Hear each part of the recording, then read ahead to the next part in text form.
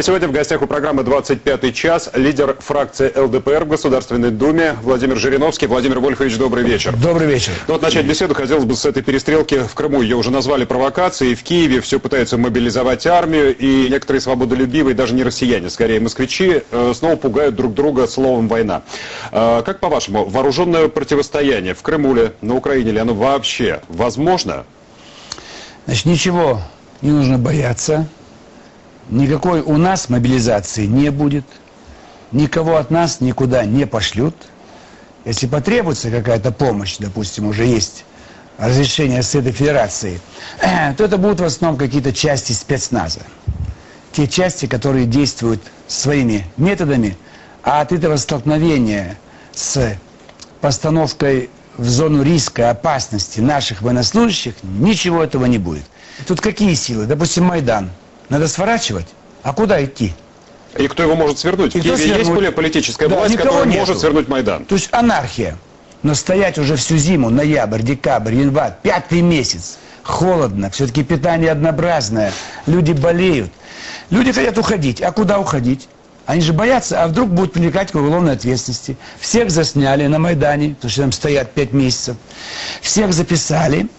Поэтому, если, говорится, жизнь уж повернулась в худшую сторону, давай-ка пойдем мы эти вот партизанские отряды, криминальные группировки и заработать.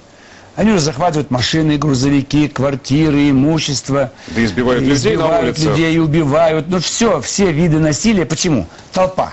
Если появится регулярная часть, допустим, если увидят, что какой-то спецназ начал действовать в этой части города Киева, они все моментально разбегутся, сдадутся в плен. В Европе нам вообще есть с кем разговаривать. Единая Европа, в общем-то, это уже миф. Посмотрите, Греция, Германия, это все как было, так и есть, совершенно разные страны. И не надо, наверное, строить иллюзии, что Евросоюз это некое единое целое. В Европе с кем мы будем разговаривать? На двусторонней основе. Немцы к нам хорошо относятся. Они 10 раз, они за 8 веков они терпели десятки поражений. Мы брали Берлин еще в 1760 году. Они никогда Москву не брали. И Псков не брали, и Великий Новгород. Поэтому немцы хорошо отучены никогда не воевать с Россией, а экономически им очень выгодно с нами. И сегодня каждая третья газовая плита в Германии – русский газ. И мы покупаем у них все их лучшие Мерседесы и очень большой объем торговли. Поэтому Германия ведущая страна и НАТО, и Евросоюза. Поэтому перспектива одна. Германия выйдет из Евросоюза и из НАТО. Рухнет через 5 лет Евросоюз, через 5-7 лет НАТО. И все отношения в Европе будут идти на двухсторонней основе. Буквально 2 недели назад Джордж Сорос на презентации своей книги такой же сценарий прописывал, что Германия выйдет из Евросоюза. Скажите, вас лично испугали санкции Евросоюза и США? Вдруг найдут ваши счета или какую-то собственность за рубежом? Я мечтаю об этом. Огромный счет, миллионы там евро, доллары, какая-нибудь вилла, дом. Все буду использовать, все отдам молодежи России, ветеранам, так сказать. Буду только рад, если что-то где-то найдут, но, к сожалению, ничего нету. Мой единственный банк, Сбербанк, я там 60 лет вкладчик. От 3 рублей там до 3000 и так далее. Вы в своем твиттере написали, что в Крыму депутаты вашей фракции получили огромное количество просьб и обращений от местных общественно-политических организаций. Что это за политические новые движения в Крыму? Значит, там нельзя было создавать пророссийскую партию. Там господствовала последние годы вообще партия регионов. Но Янукович обманул их уже 2-й раз. Он обещал русский язык сделать государственным, какие-то там им создать возможности для нормальной жизни. Ничего не сделал, и наоборот всяческие притеснения. И им теперь хочется скорее быть членами большой общероссийской федеральной партии, чтобы участвовать в выборах и в Крыму, на будущее Госсовет Крыма. Там будут, так сказать, видимо, по партийным спискам, чтобы они могли пойти по партийным спискам ЛДПР. И федеральные органы, это у нас будут выборы в Госдуму, выборы президента.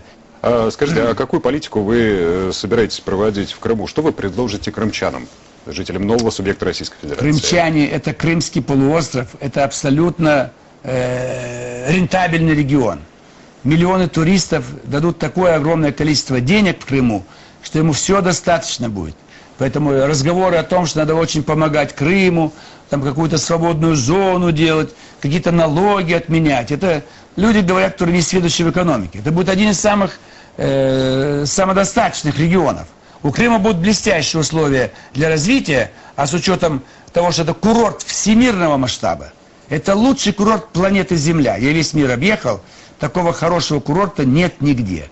И 23 года я ждал возможности поехать. Каждое лето мечтал, может, Форос поехать, там, Ялта поехать, Алушта, Алупка и так далее, Евпатория, Севастополь, ну что вы, это вообще прекрасно. Это песня, поэтому только туризм даст огромные деньги, а сельское хозяйство, сколько фруктов там.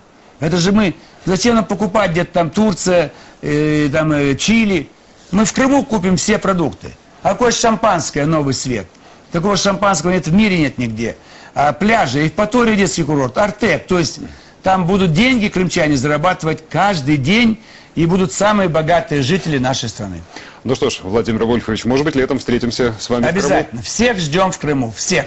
Благодарю вас, Владимир Вольфович. Сегодня в гостях у программы «25 час» лидер фракции ЛДПР в Государственной Думе Владимир Жириновский.